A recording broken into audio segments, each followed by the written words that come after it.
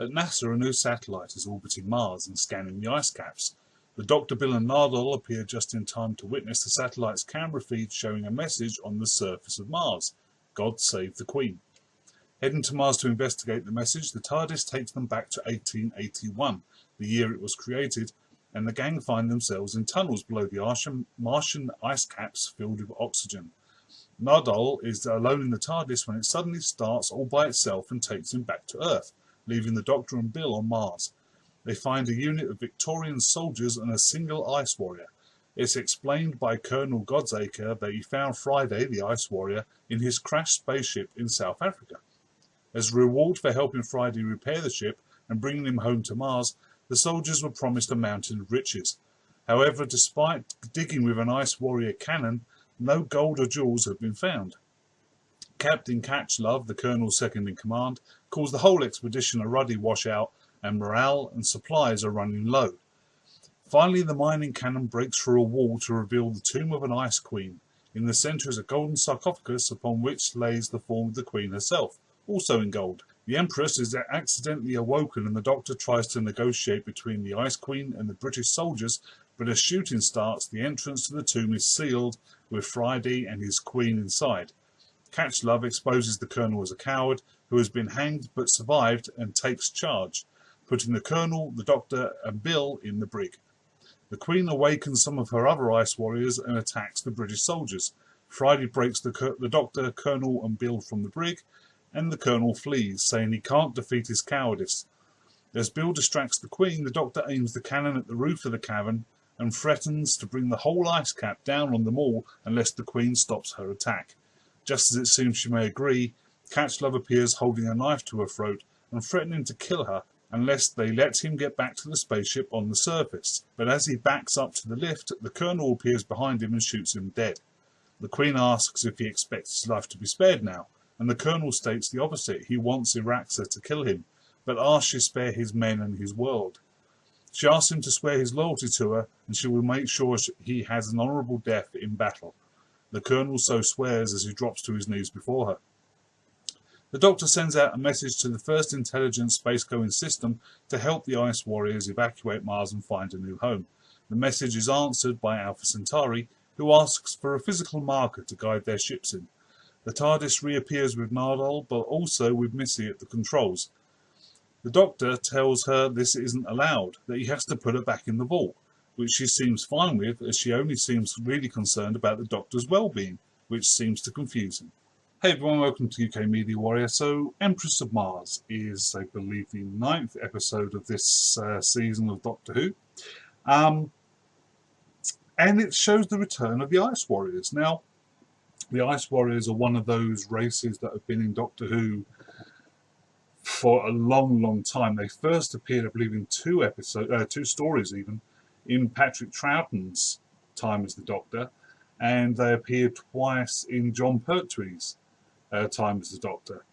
The Curse of Peladon and the Monster of Peladon, I believe, respectively, for John Pertwee, where they actually, in the Patrick Troughton era, they were bad guys. They were trying to take over the world because Mars was dying, dead. But in the John Pertwee era, they were part of the Galactic Federation, like peacekeepers, and they were good guys. They were allied with the Doctor, trying to help him. So it was interesting to see how they were going to come back in this one, and they obviously start off quite antagonistic. They're woken up 5,000 years too late. Their world destroyed. There's a mention of a war, although we don't know who the war was with.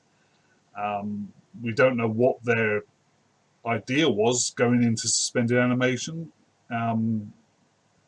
What they were going to pop out in a couple of hundred years and Mars was going to be fine again. It's all left very vague and unexplained, so we don't actually know why they went into cryogenic sleep. And why Mars is barren. I mean, obviously it's barren due to a war, but then if they knew that, why did they go into cryogenic sleep? What did they think was going to happen? So it's all very vague, which is annoying.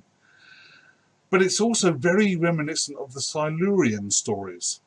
The Silurians being those reptiles. We saw them with Matt Smith. He did an episode where the Silurians were located. This drilling team was drilling into the Earth, and they located a Silurian suspended animation chamber.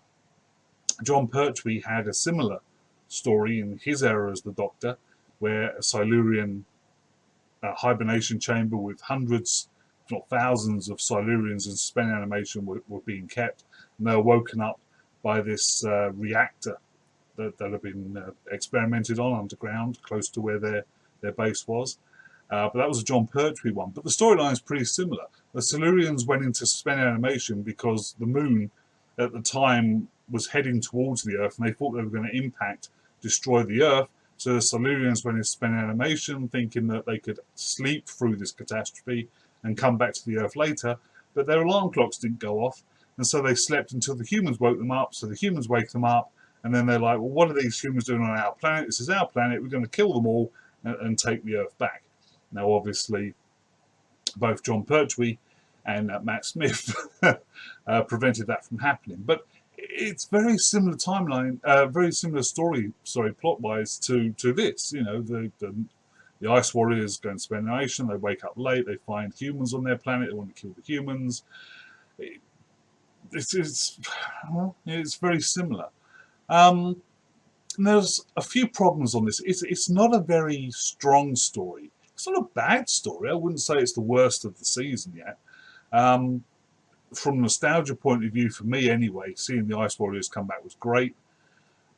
We saw one Ice Warrior, I think it was on a Matt Smith episode on a Russian submarine. I can't remember the name now of the episode, but we saw one Ice Warrior come back, and he was rescued by the Ice Warriors and taken away in their spaceship. But in this case, we're back in 1881, well before any of that happened.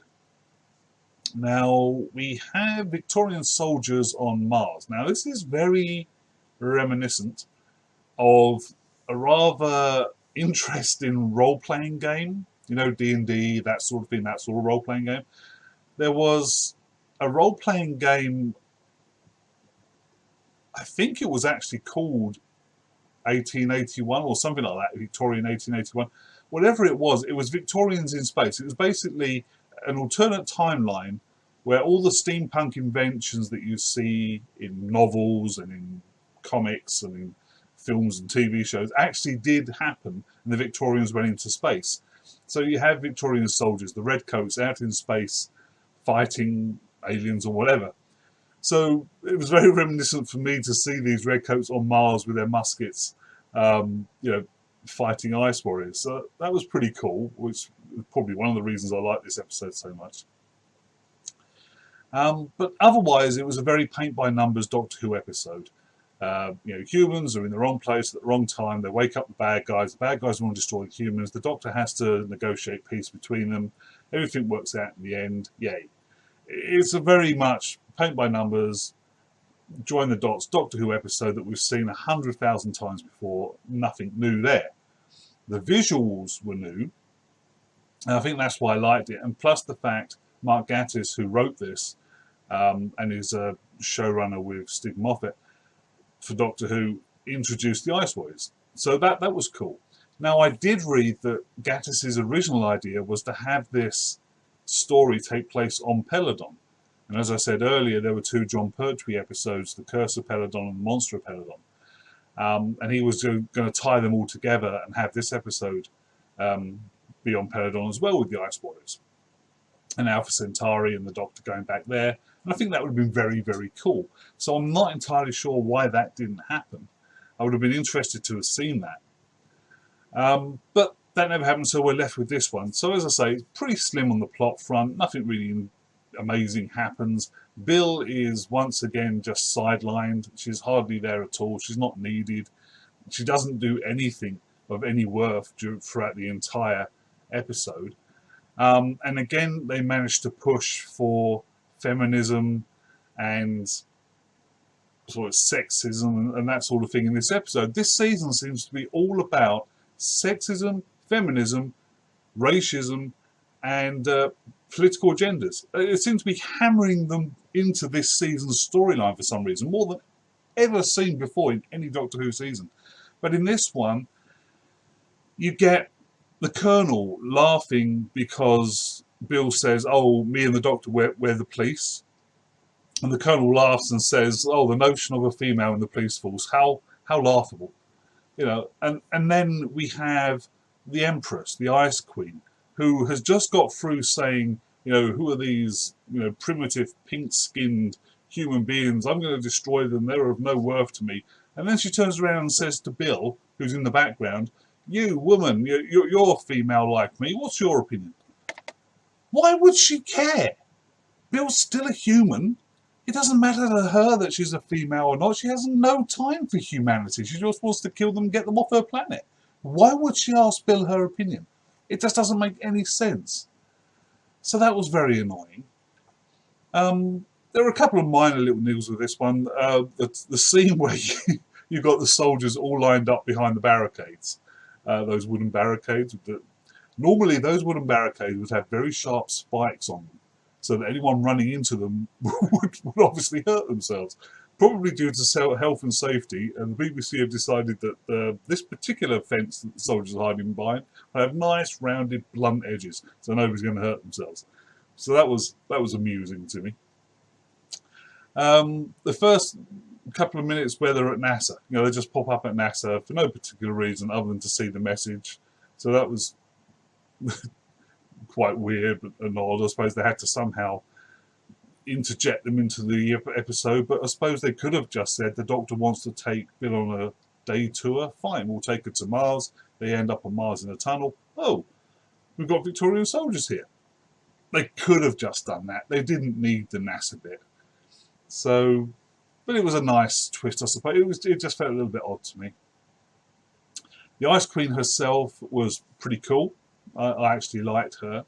And it was interesting how she sort of went from vicious, kill all the humans, to the end where she was being convinced by the Doctor and by Friday that actually peace would probably be the best option. It's interesting for two real reasons. First reason, she's got the technology to conquer Earth. The Ice Warriors are hundreds of years ahead of humanity at this point, in 1881, with their weapons and spaceships and whatever. So they could easily take over the Earth if they so wanted. Mars is dead, they've got spaceships, they've got technology, go to Earth and conquer it. She could have done that. And obviously they are a warrior race, the Ice Warriors. They seem to live by almost the code of Bushido, like the samurai do. Honor in battle, death in battle is what's to be hoped for, that sort of thing. That honor goes on to be shown, as I said, in the John Pertwee episodes where they appear. They're very honourable in those episodes when they become the Allies. But it was a bit confusing how, she started off antagonistic, and within literally a few hours probably, she's been convinced that she's going to leave her home planet of Mars and go with Alpha Centauri and his ships and find a new home. Or I assume that's what they're going to do. It wasn't really explained. I assumed it was an evacuation by Alpha Centauri for the Ice Warriors. Perhaps it's not. Perhaps Alpha Centauri is somehow going to bring tech to Mars to help them make the planet livable again. I'm not entirely sure about that. I mean, once again, it was left very, very vague. But if they do evacuate, then that means the episodes where we see Patrick Troughton fighting the Ice Warriors later on, who have come from Mars to take over the Earth, is a little bit confusing because they all happen in mankind's future. So there's a bit of confusion there. I'm starting to wonder whether the idea behind Doctor Who now is to get away from the established canon. The 50-year-old canon of the old series with John Pertwee, Patrick Troughton, Peter David, Tom Baker, get away from all that and just create their new version of the Doctor Who canon. I think perhaps that's what they're trying to do now, which would be very annoying, but they seem to be ignoring a lot of stuff in the past. Another thing, when the Ice Queen awakens her warriors and the camera pans up and you see all these silhouettes of Ice Warriors being illuminated from behind, it's basically an image taken from Tomb of the Cybermen, another Patrick Troughton episode, which is the first one where the Cybermen appear. It's a very, very good episode. And we've been hinted that the Cybermen from that era are going to come back in this season. So that could be interesting. That would be very interesting to see them come back, especially the older versions of the Cybermen. So that's pretty cool. So yeah, that's pretty much it. Again, Missy only turns up at the end of the episode for like 2 or 3 minutes, but again, her time with the Doctor steals the entire episode. Everything else pales in comparison to just these 2 or 3 minutes of her and the Doctor, and she actually seems genuinely concerned about his well-being, almost affectionate, almost as if she's got feelings for the Doctor now. Now, it's a bit confusing. The Master and the Doctor started off, if you know the timeline, they started off in Gallifrey as friends, best friends. And then slowly that animosity developed between them. They became enemies. But since then, now, as we heard last episode, Missy is going cold turkey on being evil and slowly becoming possibly good. I'm wondering whether they're aiming that Missy is actually starting to fall in love with the Doctor. The last 2 Time Lords in existence, why not? Once again, I would love to see a whole series of just Missy and the Doctor going off on adventures, 2 Time Lords together in the TARDIS. That would be fantastic, especially if there was a relationship between them. The Doctor didn't quite know how to deal with that. That would be fantastic. But again, she steals the show, and she's only in it for like 2 minutes, so that just goes to show how good these 2 actors are when they're on screen together. But that's pretty much it. For this episode, I'm going to give it 7 out of 10. It wasn't a fantastic, earth-shattering episode, but it was nice to see the Ice Warriors back. The visuals were good, and it was a steady episode. As I say, nothing fantastic, nothing earth-shattering, nothing out there that's going to change how the whole season's going to go. But it was a solid plot. With a few niggly problems along the way, but overall, I enjoyed it. So 7 out of 10. You guys take care. If you enjoyed this review, please subscribe to my YouTube channel or possibly share this on your Facebook. Until next time, you guys take care. Bye for now.